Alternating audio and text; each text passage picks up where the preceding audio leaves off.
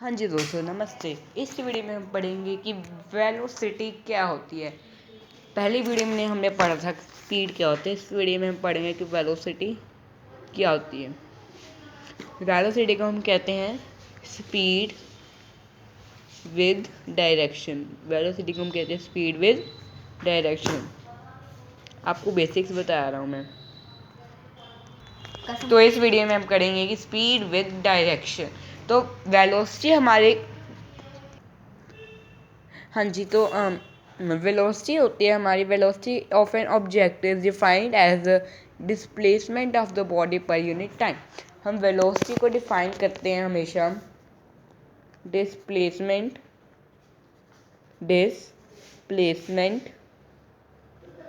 Upon में time. हमारी velocity की डेफिनेशन रहेंगी velocity of an object is defined as the displacement of an object per unit time.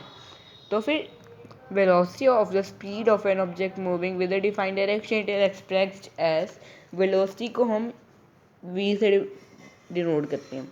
v is equal to displacement को हम d से भी denote कर देते हैं, d अपॉन और टाइम। तो ये आ जाएगा हमारा फॉर्मूला फॉर डिनोटिंग वेलोसिटी। आपका एग्जाम में ऐसे नहीं आ रही है तो मैंने आपको एक शॉर्टकट बताया है, क्योंकि डी कभी डिस्प्लेसमेंट भी हो जाता है, वी कभी स्पीड भी हो जाता है। तो अगर आपको कभी स्पीड आप वेलोसिटी के ऊपर ऐसे एरो भी बना सकते हैं, क्योंकि डायरेक्शन शो करने के लिए। और अगर इसके अंदर डायरेक्शन है तो ये स्केलर वेक्टर क्वांटिटी भी हो सकती है ना। तो velocity is the vector quantity. Velocity एक वेक्टर क्वांटिटी होती है, क्योंकि इसके अंदर मैग्नीट्यूड भी होता है, डायरेक्शन भी होती है। Velocity is vector quantity. उसके बाद आ जाती है इसकी बात एसआई यूनिट की। तो एसआई यूनिट होती है इसकी, बोलिए बोलिए एसआई यूनिट क्या होती है। एसआई यूनिट होती है इसकी metre per second. Metre per second इसकी एसआई यूनिट होती है। आपको अगर आपको बोला जाए कि what is SI unit of velocity, तो आपको लिखना है SI unit of velocity equal to metre upon second is equal to metre per second, या फिर आप कह सकते हो और मीटर सेकंड ऊपर ऐसे एक निशान। तो ये हम होती है हमारी वेलोसिटी।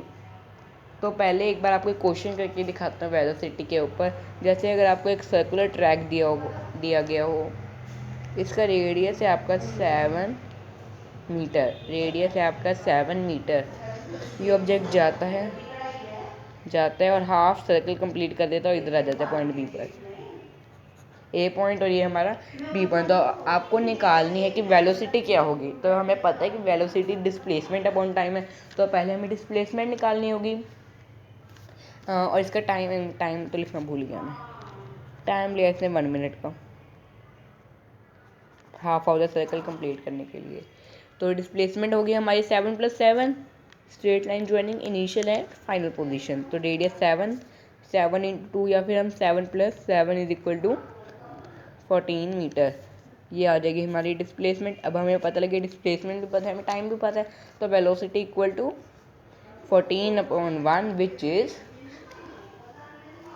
14/1।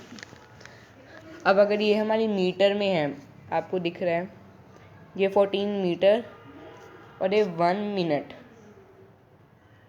तो आपको इसको एसआई यूनिट में करना होगा, क्योंकि अब इसकी SI unit metre per second है।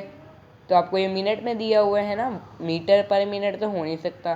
तो इसको सेकंड में चेंज करने के लिए आपको 14/1 minute is equal to 60 second. 1 minute is equal to 60 second.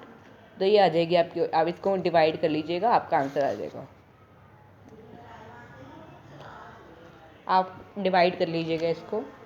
तो अब हम आगे पढ़ते हैं। हमने ये भी पढ़ लिया वेक्टर क्वांटिटी होते हैं, ऐसे यूनिट भी पढ़ ली। Velocity of an object can be, velocity positive भी हो सकती है, ज़ीरो भी हो सकती है और नेगेटिव भी हो सकती है। Velocity changed object speed of direction और बहुत ओके।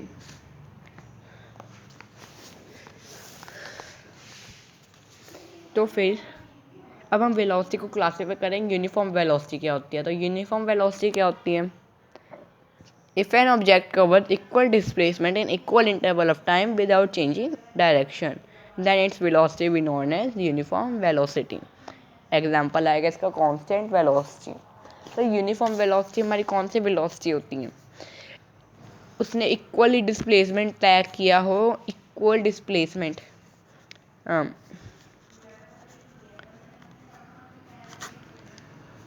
यूनिफॉर्म इक्वल डिस्प्लेसमेंट तय किया हो उसने और equal he time, equal displacement and equal time, तो वो ऑब्जेक्ट कहलाएगी कि वो यूनिफॉर्म वेलोसिटी में है। और non uniform velocity if an object covers unequal displacement in equal interval of time. और नॉन यूनिफॉर्म का अगर आपका टॉपिक आ गया तो नॉन यूनिफॉर्म वेलोसिटी में unequal distance displacement upon unequal displacement उसने तय की हो और लेकिन टाइम इक्वल हो, तो वो हमारा कहलाएगा नॉन यूनिफॉर्म वेलोसिटी। नेक्स्ट हमारा टॉपिक आता है एवरेज स्पीड का, जो है मीन। वैसे एवरेज स्पीड आपको इतना पूछा नहीं जाता, लेकिन ये थोड़ा इंपॉर्टेंट टॉपिक है। एवरेज वेलोसिटी आपको एग्जाम्स में नहीं ज़्यादा पूछा जाता है, टेस्ट में भी नहीं ज़्यादा पूछा जाता। तो एवरेज वेलोसिटी का it is defined as the ratio of total displacement of an object और total time. Total displacement upon total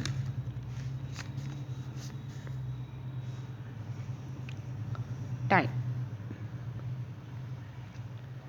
तो ये आपका निकल जाएगा एवरेज वेलोसिटी। और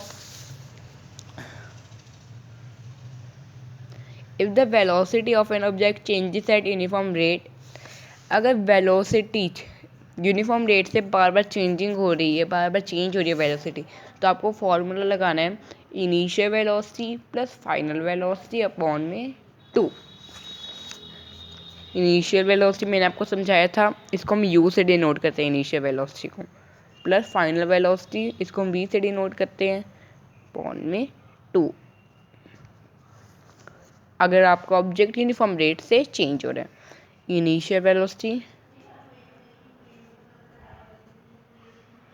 प्लस फाइनल वेलोसिटी अपॉन में 2। देन आते हैं हमारा इनस्टेंटेनियस स्पीड वेलोसिटी। एक ऐसी velocity of an object at particular instant of time और at particular point, its path is called instantaneous velocity.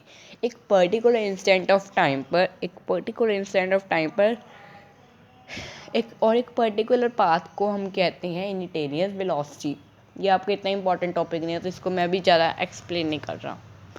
तो अब कुछ नोट्स पढ़ते हैं कि स्पीडोमीटर एक डिवाइस होता है which is use to measure instantaneous speed of a moving object. Speedometer एक ऐसा डिवाइस होता है, स्पीडोमीटर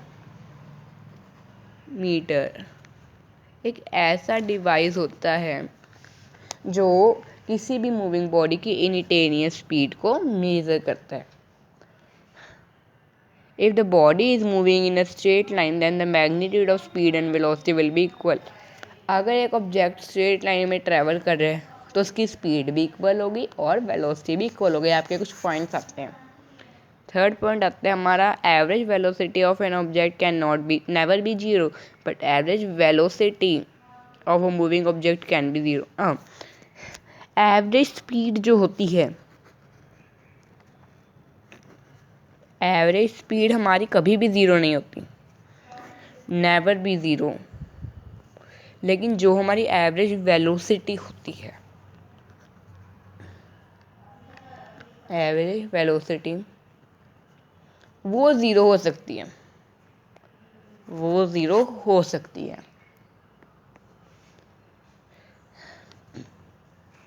तो एक क्वेश्चन करते हैं कि राजीव दिल्ली से चंडीगढ़ जाता है और दोबारा से दिल्ली आ जाता है। अपनी मोटर बाइक से उसका ओडोमीटर रीड करता है 4200 kilometre starting of the trip and 4460 kilometre at the end of the trip. If Rajesh took 4 hours 20 minutes to complete his trip, then find the average speed and the average velocity in kilometer per hour as well as meter per second. तो तो हमें पता है कि as we know that the total distance covered S is equal to, हमें पता है कि हमें अगर डिस्टेंस निकालना है तो final velocity minus initial velocity करनी। तो ये मैंने निकाल दिया फाइनल रीडिंग में से इनिशियल रीडिंग माइनस करके, ये हमारा निकल गया डिस्टेंस। अब हमें टाइम निकालना है। हमारा टाइम था 4 आवर 20 मिनट, इसको हमने फुल आवर में चेंज कर दिया। तो पहले हमें एवरेज स्पीड निकालना है जो है total distance upon total time. हमारा टोटल डिस्टेंस है 260 किलोमीटर अपॉन 4.33 हमारा आवर है। तो ये आ गया हमारा 60 किलोमीटर पर आवर। 60 × 5/18 हमारा निकल गया।